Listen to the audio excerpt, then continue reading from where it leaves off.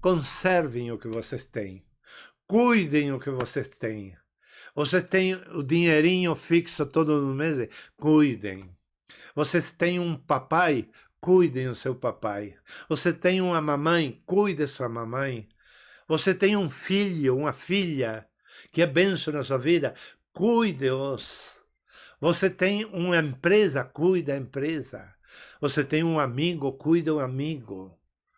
Não descuide. Jesus vem em breve. Pronto ele vem, diz aí o texto. Em breve estou aí. Ele está dizendo para a igreja, para todos aqueles que cremos nele. Ele vem em breve.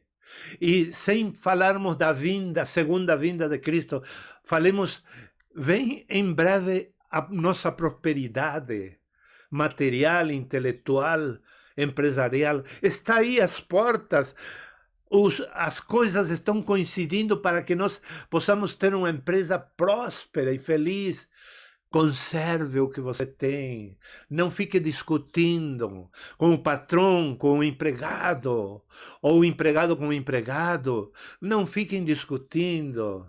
Dê um abraço e diga: vamos parar com isto e vamos trabalhar. Vamos em frente porque estamos às portas da prosperidade, às portas da vitória. Não é momento para ficarmos discutindo.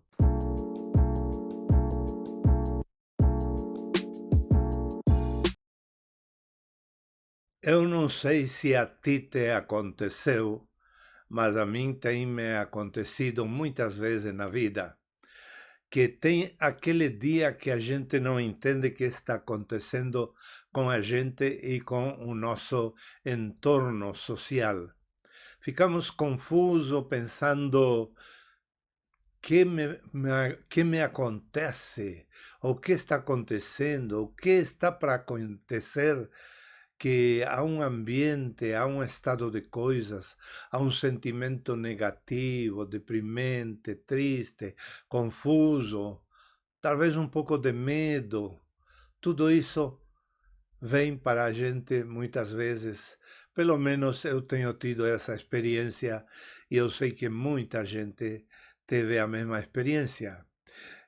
Não somente pelas consultas que me fizeram, em todos os meus anos de ministério de aconselhamento, senão também pelo discernimento que Deus tem me dado quando chego às casas dos irmãos para visitá-los. Eu percebo, ou mesmo na rua, com pessoas até desconhecidas, Deus tem me dado esse discernimento e eu tenho percebido que muita gente sofre desse esse tipo de, digamos assim, como uma síndrome que eu diria de emoção instável, algo assim. Mas nem por isso é carente de razão. Nossas emoções sempre têm alguma razão. Pode ser uma razão falsa, mas na maioria das vezes tem uma razão verdadeira, real. Então, pensando assim desta maneira e que quero te transmitir esse sentimento, o conhecimento que eu tenho respeito a ele e também a experiência que eu tenho em ajudar pessoas e também a me ajudar a mim mesmo. Em primeiro lugar, eu vou usar uma dor. Uma dor, em poucas palavras, eu vou colocar a dor para que você tenha em conta durante esta palavra que eu vou estar gravando para orientar. Então, como título, vamos chamar assim, Malestar Relacional Generalizado. Malestar relacional generalizado. Aí fica melhor. Sabem que eu já busquei há muitos anos saber dessa palavra e eu encontrei na internet que dá para falar generalizado e não somente geralizado. Eh, e eu entendi que há uma pequena diferença no português. Mas os meus dicionários atuais que eu tenho, em nenhum deles consta a palavra generalizado. Mas generalizado sim. Então eu fiquei um pouquinho com dúvida estes dias, porque não sei se tem mudado o português nessa palavra, nessa área, ou é uma questão de dicionários, edições de dicionário. E eu prefiro sempre os dicionários livros e não da internet. Mas então vamos repetir esse título. Malestar relacional generalizado. É uma dor profunda. E o pior de tudo que não só é profunda, senão que nós não encontramos o porquê dela, a razão dela, muito menos encontramos um caminho de solução. Isto é porque precisamente não estamos conseguindo identificar a raiz desse mal-estar. Eu quero dizer a todos vocês hoje que tudo no meio ambiente tudo está contribuindo para que tenhamos muitos dias deste tipo. Uma instabilidade que não sabemos de onde vem e por quê. Tudo está contribuindo para esse mal-estar. As coisas estão difíceis e, assim como eu estou ajudando a muitas pessoas através do ensino e baseado em estudos que eu faço e também no meu ministério pastoral de muitos anos, mesmo assim, as instabilidades emocionais me afetam a mim também.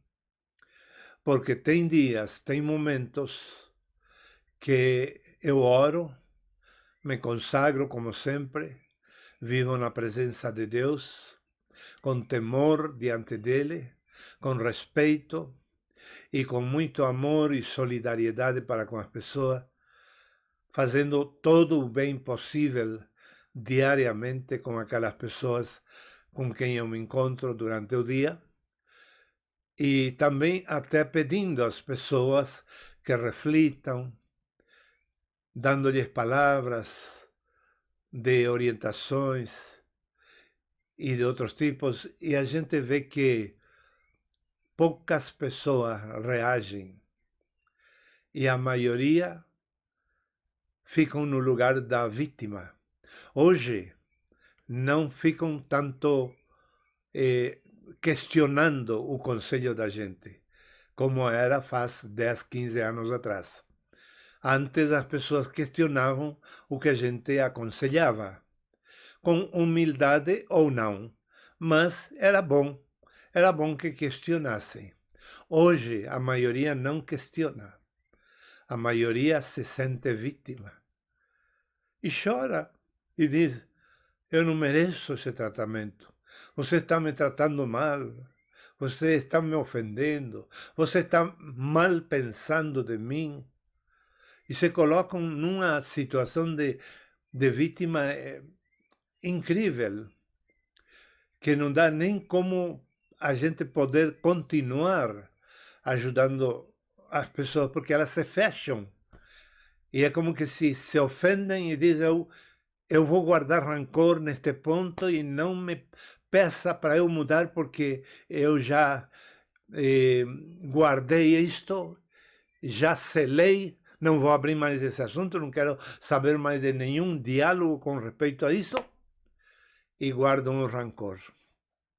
Isso é tão prejudicial para a pessoa, mas tão mesmo, tão prejudicial, que pode até a pessoa pegar um câncer, porque ficam guardando esses rancores, essas ideias daninhas, essas coisas falsas, ou mesmo que sejam dores reais, não convém, para nada convém.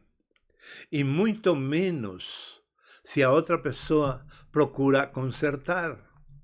Se a outra pessoa procura consertar e você não se rende e não muda, não se humilha, você estará fazendo muito pior mal que aquele que você acha que foi feito contra você.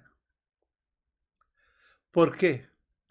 Porque aquela pessoa talvez fez um mal contra você inconscientemente, ou sem perceber, ou pensando que estava fazendo um bem, enquanto que você, sabendo do mal que lhe fizeram, está devolvendo mal por mal, ao se fechar. E isso é muito triste, porque as pessoas adoecem e adoecem a outros por guardar rancor. Eu conheci no meu ministério muitas pessoas morrer de câncer guardando rancor. Uma mulher na cidade de Posadas, Misiones, Argentina, ela, quando fui levado por uma pessoa para visitá-la em sua casa e orar por ela se retorcia na cama de um lado para outro, com um garrafão que gira assim, de um lado para outro, de esquerda para direita, de direita para esquerda, estava ela constantemente. Eu pergunto alguma coisa, ela não fala e só se queixa de Deus, então eu oro e vou embora. Quando saio lá fora, eu pergunto para a pessoa que me trouxe por que ela estava assim, que era isso. Disse, faz 5 anos que ela não perdoou o seu marido e nunca mais ficou curada. Adoeceu, veio para a cama e nunca mais se recuperou. 5 anos que não podia nem dormir de noite dessa maneira.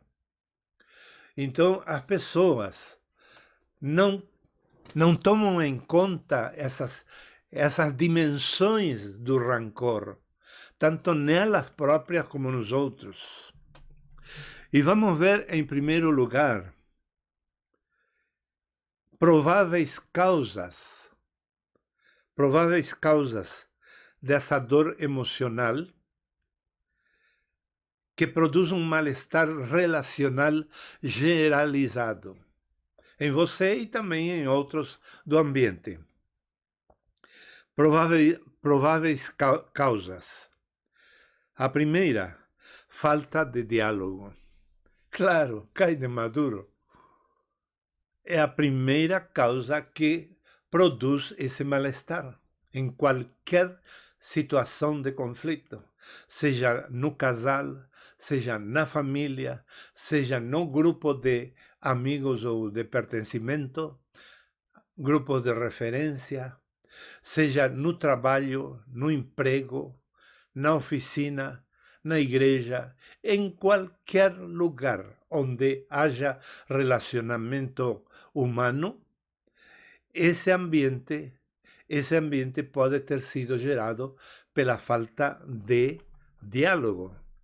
E isso é fundamental termos em conta e é também, permitam-me usar uma palavra e uma conceitualização deste assunto, uma conceitualização bastante simples em dizer que é uma burrice das pessoas ficar gerando um ambiente de mal-estar para os outros e para si mesmo, só porque não quer dar braço a torcer e iniciar o diálogo, que foi quebrado ou que nunca houve, e que foi danificado talvez aquele diálogo, ou mal entendido, e produziu-se por meio de diálogo justamente o conflito, mas alguém das duas partes tem que se humilhar para ter um diálogo novo, senão as coisas vão piorar. Uma segunda causa Eu coloquei aqui, Deus ajuda versus não preciso. Assim, uma expressão bem simples. Deus ajuda versus eu não preciso. O que quero dizer com isso? Que tem pessoas, vamos colocar duas pessoas em conflito para fazer a comparação e a análise deste ponto. Duas pessoas em conflito. Se uma das duas tem o costume, a sã costume, de se comunicar a Deus por qualquer problema, pedir a Deus direção, contar-lhe ao Senhor o seu problema, pedir misericórdia, ajuda, consolo, sabedoria, graça para aquele momento do diálogo e para procurar resolver o problema. Uma das duas pessoas tem um canal fluido com Deus. Ela nunca para de consultar com Deus quando há um problema sério, pelo menos. Nesses casos, pelo menos, essa pessoa, tem a sã costume de se comunicar com Deus de qualquer maneira. Assim seja aquela caixinha famosa, antiga, chamada caixinha de promessa, seja assim, ou abrindo a Bíblia, onde abrir por casualidade ou coincidência, apontando com o dedo e buscando um versículo que a oriente. Em qualquer situação, tem pessoas que sempre têm a Deus em conta para resolver os problemas. Mas assim como tem pessoas desse tipo, tem aquelas que mesmo que finjam com sua boca que creem em Deus, que esperam em Deus, que confiam em Deus, mas no fundo elas estão dizendo, eu não preciso. Eu tenho capacidade de resolver o problema. Ou eu tenho o dever de enfrentar essa situação. Ou ele ou a outra parte tem o dever de vir a mim para resolver o problema. E agora que estou diante de uma situação de uma possibilidade de resolver o problema, eu vou pedir a Deus que me ajude? Não, agora é a hora do punho. Agora é a hora do diálogo. Agora é a hora da discussão. E eu vou discutir mesmo porque Deus espera que eu haja, que eu atue.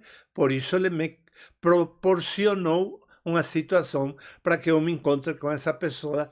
E, portanto, eu não preciso orar, nem gemer, nem clamar, nem chorar diante de Deus, nem pedir um sinal, nada.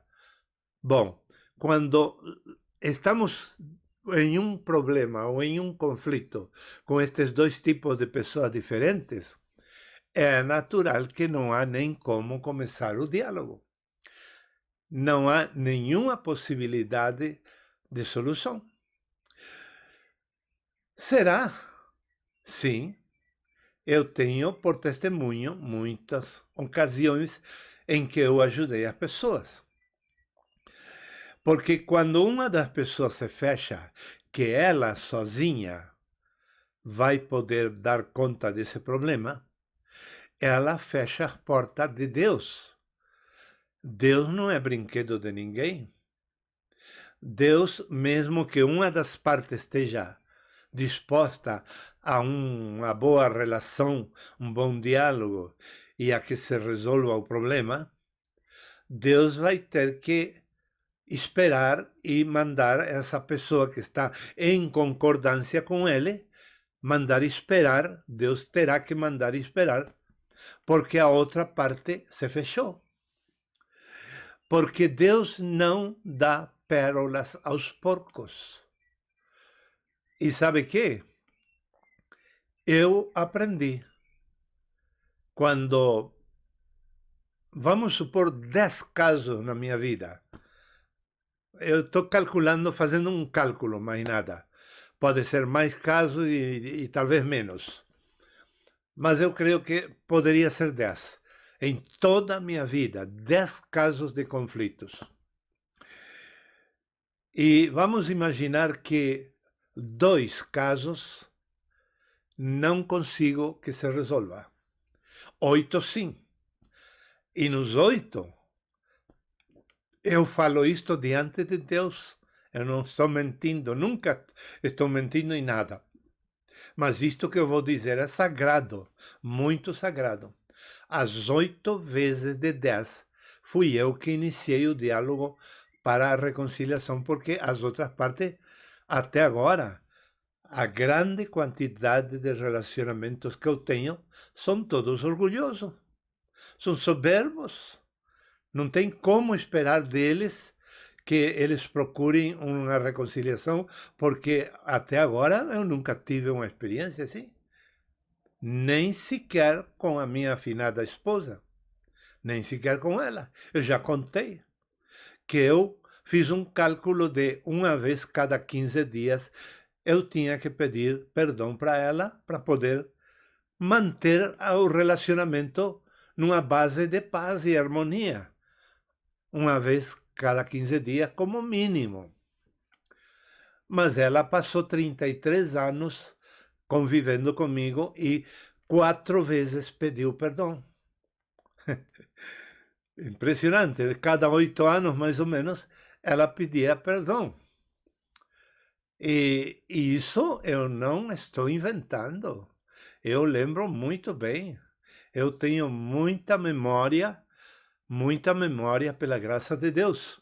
Eu só não lembro aquilo que eu jogo fora como lixo. Digo, eu não vou estar prestando atenção naquilo e jogo fora, então aquilo eu não lembro, mas a maior parte das coisas que me ensina a viver na vida, eu não esqueço. E tem pessoas que não têm como dialogar, não querem a solução. Aliás, até podem querer, mas parece que elas gozam que a gente se humilhe muitas vezes. Ou senão, são pessoas muito sionistas, pessoas da guerra, pessoas da bala, pessoas do rigor, pessoas do mal, que querem prisão para a gente, que querem açoite nas costas da gente, que querem ver a gente castigado por Deus, na desgraça. Então eles não têm boa índole para buscar o acordo e escutar a proposta de quem vem querendo ter um acordo. E na maioria dos casos, dos 8 cada 10 que eu falei, que os 8 fui eu que procurei o diálogo, na maioria dos 8, talvez 5 ou 6, a culpa era deles. Eu disse, não importa, eu vou lá e vou procurar me reconciliar e vou pedir perdão e vou me humilhar, porque a Bíblia me ensina isso e eu gosto de obedecer e me faz bem. E eu sei que depois vem recompensa. E cadê dessas vezes que as pessoas eram as culpáveis, esses 2 cada 10, eram culpáveis, ou melhor, não quiseram nenhum tipo de diálogo com a gravidade de que eram culpados. Eram os culpados. Então imagina o mal que essas pessoas vão carregar na sua vida. Como não vão adoecer, seja de câncer ou qualquer outra enfermidade, como não vão adoecer? Sendo que de 10 são 2 na minha vida, o meu cálculo, que não querem ouvir eu querendo ou buscando um diálogo e uma reconciliação. E para pior, elas são as culpáveis da ferida. Como vão viver? Eu já não tenho mais como ajudá-las. E Deus me ensinou uma grande verdade quando eu cheguei nessa conclusão. Que há casos que eu já fiz tudo e não vou conseguir mais porque a pessoa realmente se fechou, tomou distância, alguns já morreram. E o que eu vou fazer por pessoas assim? E aí Deus me iluminou e disse, olha aqui, me mostrou na Bíblia, que Deus vai julgar as obras e os pensamentos. E aí está toda a resposta. E Deus disse, tu não pode ter uma obra para eu te premiar, porque essa outra parte não te permitiu. Mas eu discerno os pensamentos e eu sei qual foi a tua intenção. Assim que eu igual vou te dar prêmio, recompensa boa, porque você teve a boa intenção, mesmo que não teve a possibilidade de consumá-la.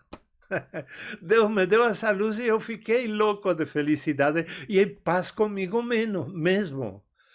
E nesses casos, eu tenho paz. Eu sei que se eu me encontro com certas pessoas, talvez elas ventilem a coisa de novo e eu tenho que ter, e já estou pedindo sabedoria para Deus, porque se tem coisas que elas não quiseram me ouvir e buscar a reconciliação, aceitar a reconciliação, e agora em outro momento, porque convém a elas me arruinar diante de alguém, vai dizer, você não pode falar porque lembra que quando eu quis resolver a questão, ela não quis. E agora vai ventilar de novo. Então, Deus está me avisando que eu tenho que me preparar para isso. E eu estou me preparando. Porque um caso desse, eu teria que ter uma resposta sábia e sem ofensa.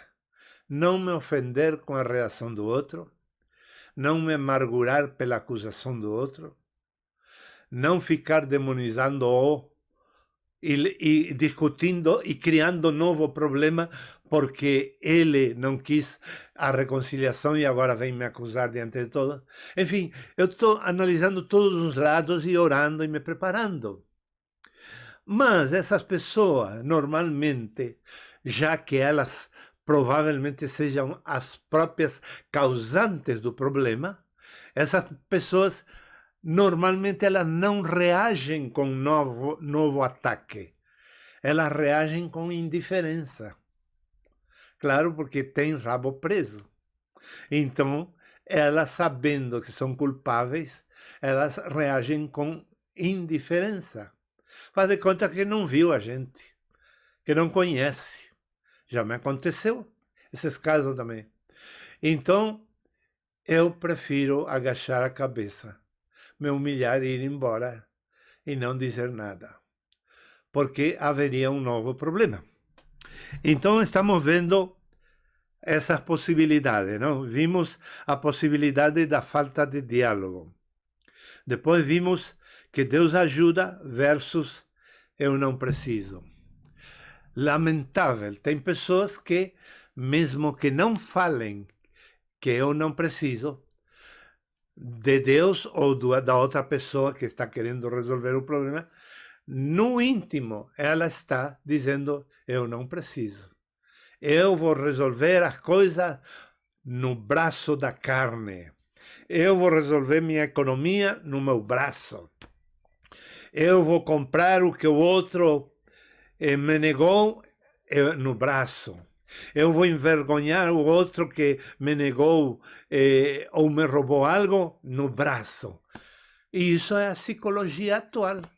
Dizendo, olha, e até estão usando muito nas igrejas cartazes enormes dizendo no mesmo lugar que te envergonharam, Deus vai te honrar. No mesmo lugar, a mesma pessoa que te envergonhou ou que te massacrou vai ter que pedir, humildemente te pedir ajuda.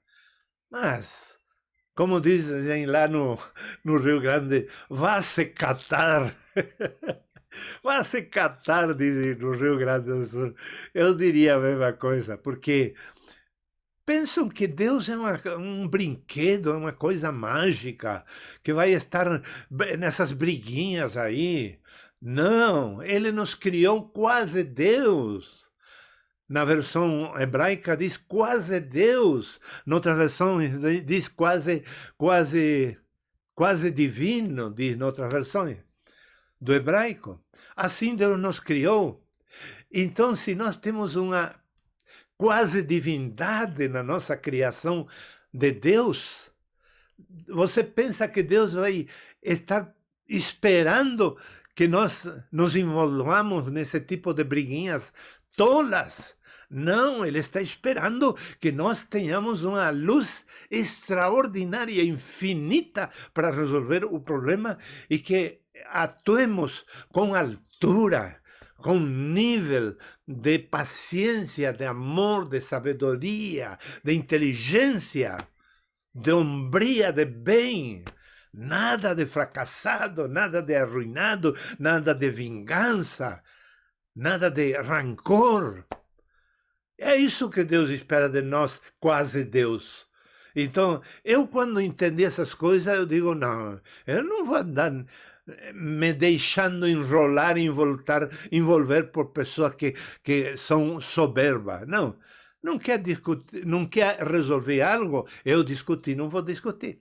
Portanto, não há solução, porque eu não quero discutir. Eu quero resolver com amor e humildade. E se não vai haver uma solução por esse caminho, então eu entrego nas mãos do Senhor e já fico em paz. Porque eu tive a intenção de resolver e a outra parte não facilitou. E fico em paz. Não há pecado em mim, porque Deus vai julgar minha intenção e vai descobrir que era boa. Então não há pecado. Não temos que nos martirizar com essas coisas. Me entendem? Não temos que nos martirizar, porque realmente temos tudo em Deus. Quando confiamos nele, ele realmente nos ajuda. E a terceira provável causa é o capital. O capital pode ser tudo que tem a ver com dinheiro e possibilidades de adquirir coisas materiais. Mas também está o capital intelectual, o capital humano. São capitais que Deus tem nos dado e deu a outra parte do conflito.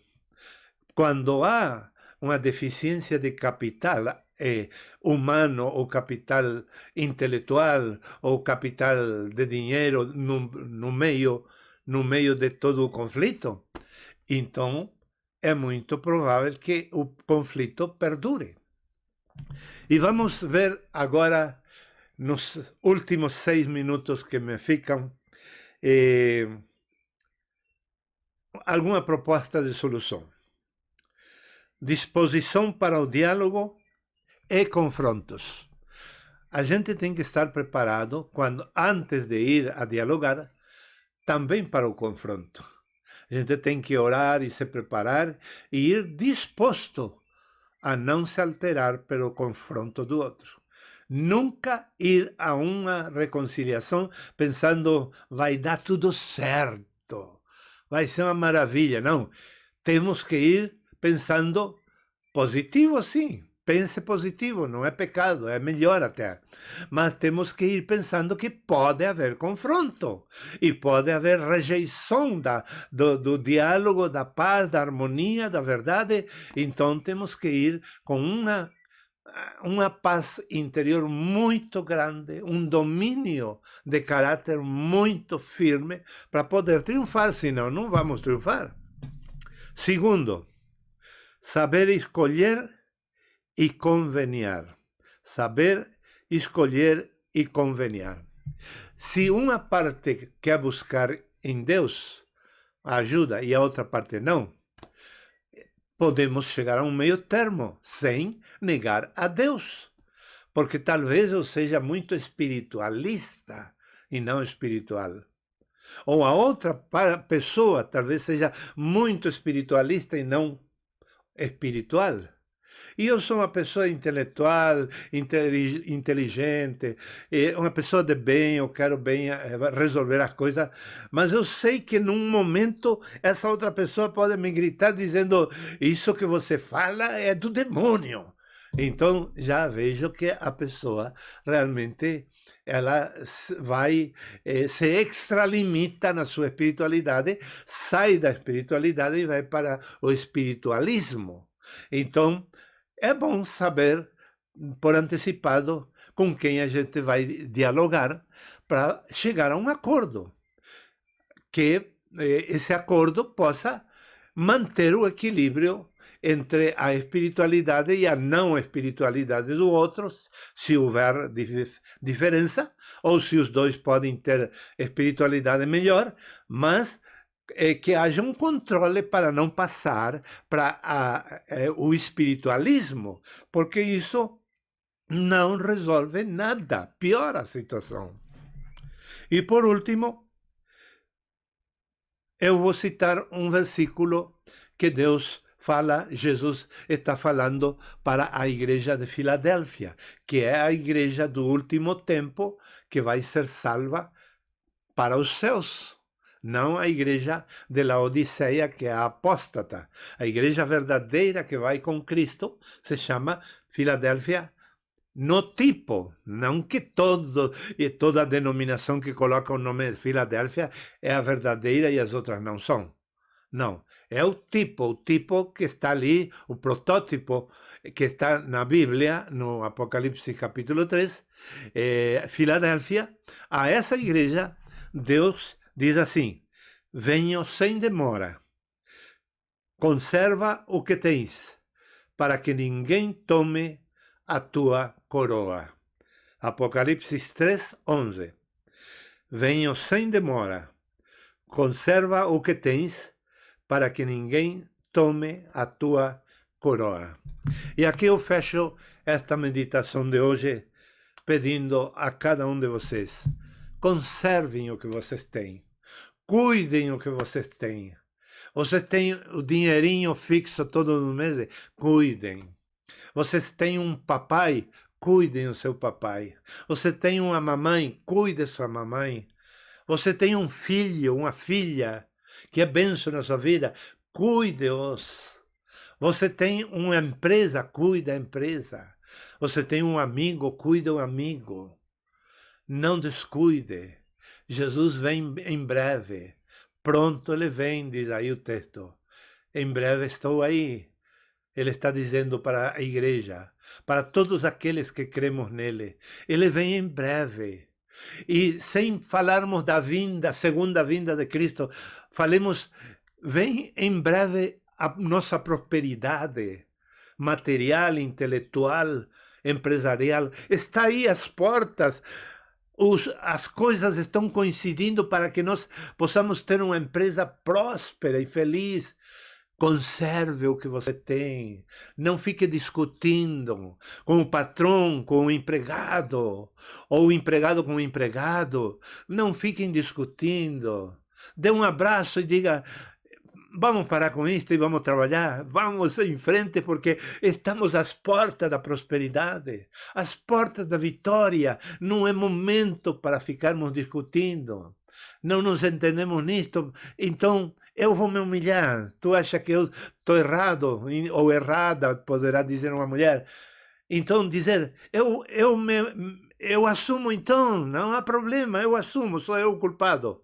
Mas vamos arrumar isso e vamos em frente, porque não temos que perder a bênção por causa de um desentendimento entre nós. Temos que ter essa atitude. Se não há essa atitude, logicamente que vai continuar e permanecer os problemas. Isso vai se empurrando com a barriga e lá na frente vai explodir. Alguma hora vai explodir. E para que nunca aconteça isso e haja ruína no meio ambiente nosso, humano e material, e que haja perdas significativas, temos que resolver, temos que conversar, temos que nos humilhar, temos que reconhecer. Ninguém que se sente perseguido pode resolver um problema nem ajudar a resolver. Não podemos ter atitude de perseguição. Temos que colocar de lado esse sentimento de perseguição e dizer para Deus: Deus, eu não vou olhar mais ao meu irmão, ao meu amigo, ao meu sócio como um perseguidor. Eu vou olhar a ele como uma bênção, ou a ela como uma bênção na minha vida. Se eu soubesse isso cedo na minha vida matrimonial, eu tivesse evitado muitos problemas. Mas eu me botei na cabeça que o problema era ela e terminou sendo sempre ela. Ela também se meteu na sua cabeça a mesma ideia. E as pessoas interessadas em destruir um matrimônio ou levar a mulher do outro ou o homem do outro, naturalmente que vão contribuir para isso. Então, o mundo não está aí para nos ajudar a resolver nossos problemas. Nós ficamos sozinhos, isolados no mundo para resolver nosso problema de a dois. Então, guardemos e conservemos o que temos, porque o mundo está ávido de nos usurpar e tirar o que é nosso. Que Deus nos abençoe e nos guarde. Amém.